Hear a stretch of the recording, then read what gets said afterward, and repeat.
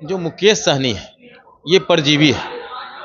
कभी इस डाल पे, कभी उस डाल पे, कभी एनडीए, कभी महागठबंधन। मल्ला ये सन ऑफ मल्ला नहीं, ये ठग ऑफ मल्ला है। ये अगर बिहार और भारत के मल्लाहों को सबसे ज्यादा ठगने का काम किया तो मुकेश सहनी ने किया।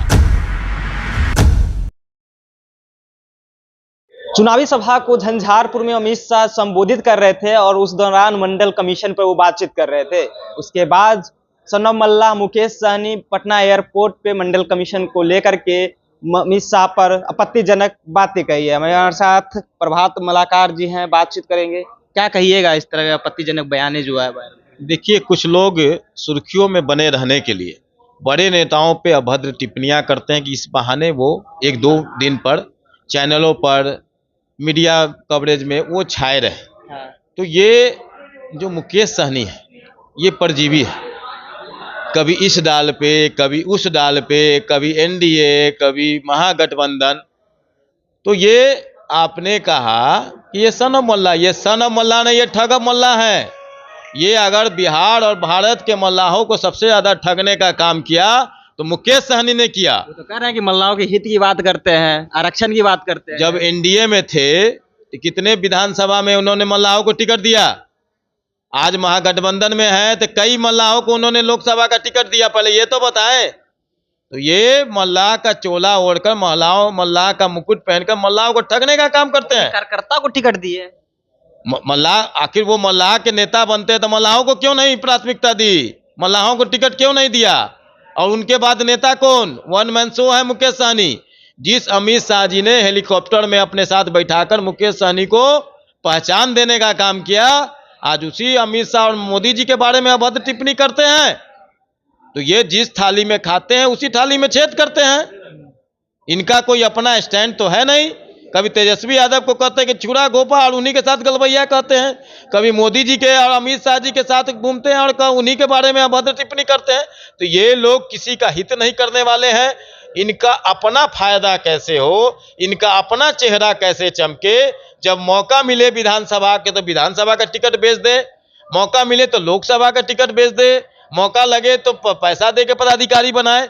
तो ये लोग किसी का हित करने वाले नहीं है। मैं फिर कहूंगा कि ये ठग ऑफ मल्लाह है। अगर बिहार और भारत का मल्लाहों का सबसे बड़ा कोई दुश्मन है तो वो मुकेश सहनी है। बड़ा आरोप लगा रहे हैं मुकेश सहनी पर, कह रहे हैं कि पैसा लेकर के टिकट बेचने का काम। निश्चित तौर पर जो टिकट जो बटा उसमें बताए ना कि कौन उसमें से मल्लाह था, कौन जमीनी कार्यकर्ता था, ये तो बता रहे हैं कि कार्यकर्ता को, हम अपने कार्यकर्ता को टिकट दिए। कौन कार्यकर्ता थे? कोई कार्यकर्ता नहीं थे।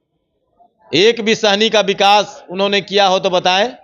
जब जब मौका मिला तो उन्होंने मोहल्लाओं को और सहनी को ठगने का काम किया। तो कह रहे हैं कि आप लोग से मांग कर रहे थे आरक्षण को, काहे नहीं दिए? अरे वो क्या किए सो ना बताए। भारतीय जनता पार्टी 2014 में जब केंद्र में सरकार बनी तो ईबीसी को संवैधानिक दर्जा देने का काम नरेंद्र मोदी जी की और अमित शाह जी की सरकार ने किया। इससे बड़ा उदाहरण और क्या हो सकता है? जिसको बरसों बरस तक कांग्रेस लटका के रखी, उस ईबीसी ओबीसी को संवैधानिक दर्जा 27% आरक्षण देने का काम, संवैधानिक दर्जा देने का काम भारतीय जनता पार्टी ने किया। ईबीसी को 10% आरक्षण देने का काम भारतीय जनता पार्टी ने किया। नारी विधेयक सम्मान निधि जो बिल है, जो बरसों बरस तक कांग्रेस लटका के रखी थी, उन महिलाओं बहनों को सम्मान देने का काम आज केंद्र में 80 महिलाएं सांसद हैं। वो दिन दूर नहीं जब 180 महिलाएं सांसद होंगी। इसको कौन किया? ये भारतीय जनता पार्टी नरेंद्र मोदी की गारंटी ने किया। आज देश मोदी की गारंटी को देख रहा है। 2014 के पहले घरेलू महिलाओं को सबसे ज्यादा कष्ट किससे होता था? तो चूल्हे बनाने में उनके आंख खराब हुआ करते थे, उनकी कई सारी को बीमारियों झेलने पड़ती थी। आज मोदी जी ने इसको देखा और उज्ज्वला योजना के तहत जो देश में 2014 के पहले 13 करोड़ सिलेंडर थे, आज 31 करोड़ सिलेंडर गैस सिलेंडर हो गए। तो बोल रहे हैं बिहार आ रहे हैं लेकिन रोजगार की बात ही नहीं कर रहे हैं, जुमला खाली दे रहे हैं। जुमला की सरकार जिनके साथ वो घूम रहे हैं ना, वो है। आज सरकारी, आज गूगल पर चेक कर लें, 2014 के पहले ईपीएफओ खाते वो किसके होते हैं? सरकारी नौकरी वाले के थे। वो 11 करोड़ से आज 26 करोड़ ईपीएफओ खाते हो गए। आज मुद्रा योजना के कारण लाखों लोग रोजगार कर रहे हैं, लाखों लोग नौकरियां दे रहे हैं। आज जो स्टार्टअप योजना था उसमें 95 लाख लोग उससे पंजीकृत हुए और 30 लाख से ज़्यादा लोग उसमें उसका लाभ उठा रहे हैं। तो हम नौकरी की भी बात करते हैं, हम रोजगार की भी बात करते हैं। चाहे 500 वर्षों से हमारे आस्था को लटका के रखने वाले, भटका के रखने वाले लोगों के खिलाफ आज हम राम मंदिर के निर्माण में भी आस्था, और भारतीय जनता पार्टी भारत के विकास की भी आस्था की राजनीति करती है। उन्होंने बोला लास्ट में कि ताली बजाने का सिर्फ काम किए हैं, 10 सालों से वो क्यों नहीं किए। वो बताए ना कि नाच नाच के आज हीरो की तरह जो नाच नाच के मुकेश सहनी घूम रहे हैं, अपना चेहरा चमका रहे हैं, वो क्या विकास कर रहे हैं? वो सिर्फ अपना चेहरा और अपना विकास कर रहे हैं, वो किसी का विकास करने वाले नहीं है। और देश की जनता देख रही है जिस प्रकार का भद्र टिप्पणी इन्होंने किया है, अभी तो वैसे ही ये जमीन इनका खिसक गया है, ये पाताल में चल बहुत जल्द समा जाएंगे मुकेश सहनी।